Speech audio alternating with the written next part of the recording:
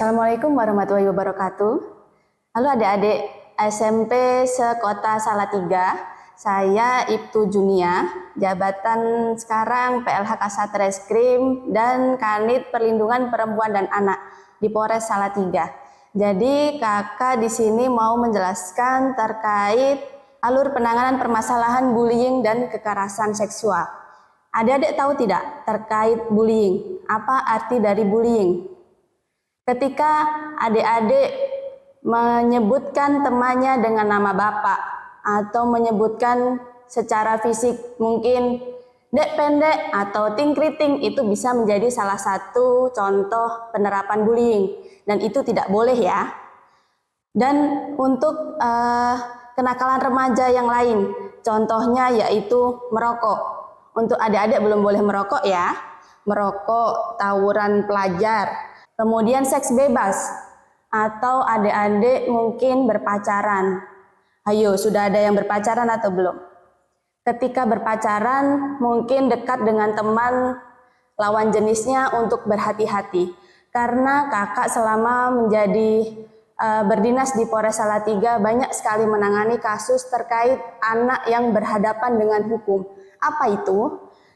Anak berhadapan dengan hukum adalah anak-anak yang bisa menjadi saksi, korban, atau tersangka.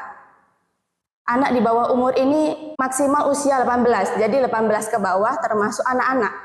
Jadi anak-anak yang berhadapan dengan hukum ini memiliki nanti penanganan perkaranya berbeda. Apakah anak-anak bisa dipenjara?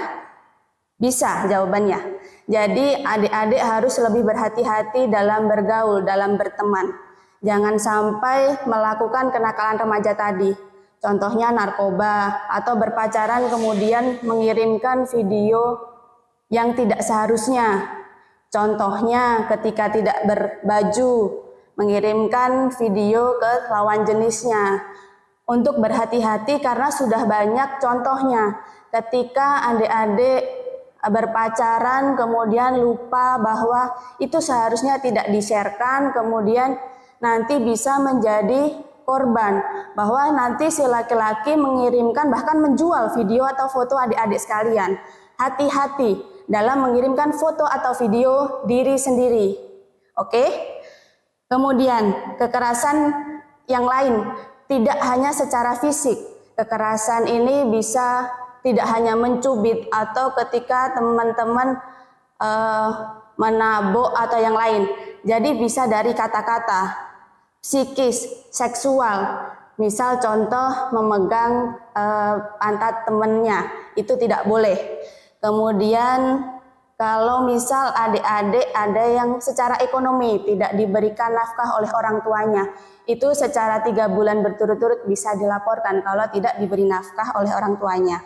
Jadi berdasarkan undang-undang bahwa anak itu di bawah 18, anak-anak mendapatkan perlindungan hukum. Jadi anak-anak yang berhadapan dengan hukum ini nantinya ketika menjadi saksi atau korban atau pelaku tentu mendapatkan proses yang berbeda, harus didampingi contohnya. Jadi bisa ketika adik-adik nanti nakal atau membolos, tawuran dan lain sebagainya, kita sudah ada contohnya, kita mengamankan anak-anak yang tawuran. Jadi tidak boleh adik-adik untuk ikut-ikut tawuran. Begitu. Sudah banyak contohnya anak-anak sekarang di usia SD, SMP atau SMA melakukan bullying. Misal contoh yang sangat ekstrim, ada anak-anak yang mencolok mata gurunya, itu tidak boleh. Jadi begini adik-adik, kita itu kan belajar hanya sampai sekitar 20 tahunan. Misalkan kita hidup hanya 60 tahun, usia rata-rata manusia, usia Nabi Muhammad yaitu 62 tahun meninggalnya. Kemudian kita hanya disuruh belajar sampai usia 20 tahunan. Usia-usia inilah yang akan menentukan apakah adik-adik nanti mau sukses atau tidak, mau terus selama hidup akan belajar terus, uang yang nanti ngejar adik-adik atau adik-adik yang terus cari pekerjaan. Di usia-usia inilah adik-adik bisa menentukan tahapan apa, langkah apa yang bisa adik-adik kerjakan. Hal kecil nanti kesandung kasus, sepertinya hanya sepele tapi nanti jadi panjang ceritanya. Ketika sudah berhadapan dengan hukum tentu kedepannya akan berbeda. Untuk mencari pekerjaan akan sulit, sampai tua nanti akan sulit untuk mendapatkan pekerjaan. Jadi di masa-masa inilah penentu kehidupan. Apakah nanti selanjutnya di usia 30-an, 20-an, 40-an itu akan hidup enak atau tidak. Jadi saat inilah usia adik-adik harus menentukan tujuan hidup. Kepengen cita-citanya apa, misal dituliskan. Jadi 15 tahun lagi, 2 tahun lagi saya harus sudah lulus SMP, lulus SMA, setelahnya mau jadi apa? Harus punya cita-cita. Jadi punya grand mapping dalam hidup. Dituliskan bulan dan tahunnya, dibaca secara terus-menerus, kemudian ditempel di tembok-tembok kamar di rumah. Itu bisa menjadi afirmasi bahwa adik-adik ke depan akan menjadi orang sukses. Bisa dituliskan, mungkin saya suka membaca, saya suka belajar, saya akan menjadi sukses. Atau misal saya bisa jadi polisi misalkan. Atau apapun yang menjadi cita-cita adik-adik bisa dituliskan, ditempel di dinding-dinding menjadi afirmasi positif setiap hari dibaca. Atau mungkin yang sudah punya HP dijadikan wallpaper bisa untuk menjadikan afirmasi atau masuk ke alam bawah sadar. Adik-adik tahu tidak alam bawah sadar itu apa? Jadi manusia itu punya 4 tahapan. Jadi fisik, otak, hati, dan alam bawah sadar. Ketika kita misalkan kita capek tapi kita suka, kita tetap bisa belajar atau berolahraga misal.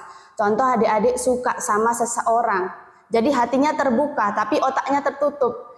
Wah, pokoknya aku suka. Kalau sudah suka nanti jadi kejelekannya tertutup. Nah, itulah ketika otaknya tertutup tapi hatinya kebuka. Nanti baru setelah lama, setelah melakukan kesalahan baru sadar. Ternyata selama ini hatiku tertutup. Jadi adik-adik di sini harus bisa memikirkan langkah kecil ini, apapun yang dilakukan setiap hari akan berdampak panjang, akan memberikan efek panjang ke depan. Jadi harus bisa memikirkan, saya sekarang misal pengen malas sekolah, saya mau bolos, saya mau biar keren mau ikut geng-geng motor itu. Tapi harus dipikirkan ke depannya akan seperti apa. Kemarin kami sudah menangkap anak yang mengikuti tawuran. Jadi adik-adik meskipun di bawah umur ketika memegang senjata tajam saja, belum menggunakannya, hanya memegang, ikut tawuran, ikut geng motor membawa senjata tajam itu bisa dipidana. Jadi hati-hati untuk tidak melakukannya. Sudah ada beberapa contoh bahwa kita sudah menangani kasus terkait anak berhadapan dengan hukum, nanti bisa dibaca di slide. Serta saya sertakan juga beberapa pasal terkait hukuman, bahwa untuk membuli teman-temannya ada hukumannya, untuk mencuri ada hukumannya. Jadi keusilan-keusilan kecil ini supaya tidak menjadi kebiasaan. Jadi semua perbuatan itu ada efek dampak hukumnya, begitu. Kemudian ketika teman-teman ketika di sekitar kita menjadi korban kekerasan seksual. Mohon maaf, kekerasan seksual ini ketika contohnya adik-adik tidak hanya perempuan, mungkin laki-laki dipegang alat kelaminnya, itu tidak boleh dan bisa dilaporkan. Apa saja yang bisa dilaporkan ketika contohnya alat kelamin tadi dipegang, itu tidak boleh dan bisa dilaporkan. Kita sudah banyak menangani kasus terkait hal ini.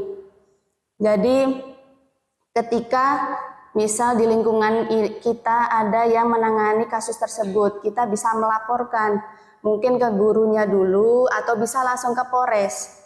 Mungkin bisa tanya ke Bu Guru atau bisa langsung datang atau bisa ke orang tua. Jadi ketika saya dibeginikan, adik-adik harus berani untuk speak up, harus berani untuk ngomong, harus bisa membentengi. Untuk perempuan ya jangan gampang mengirimkan foto video tadi, harus gampang. harus menjaga diri.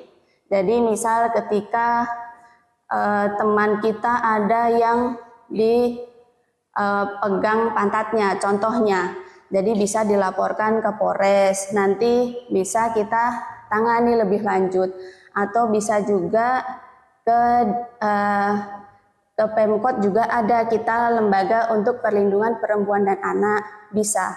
Jadi atau nanti kita lakukan visum untuk pembuktiannya begitu. Jadi kita bagaimana bisa membentengi diri sendiri atau menjadi polisi terhadap diri sendiri. Gitu ya adik-adik. Jadi kita bagaimana menjaga diri sendiri, menjadi polisi diri sendiri supaya kita bisa menjadi manusia yang sukses untuk kita semua. Terima kasih. Assalamualaikum warahmatullahi wabarakatuh.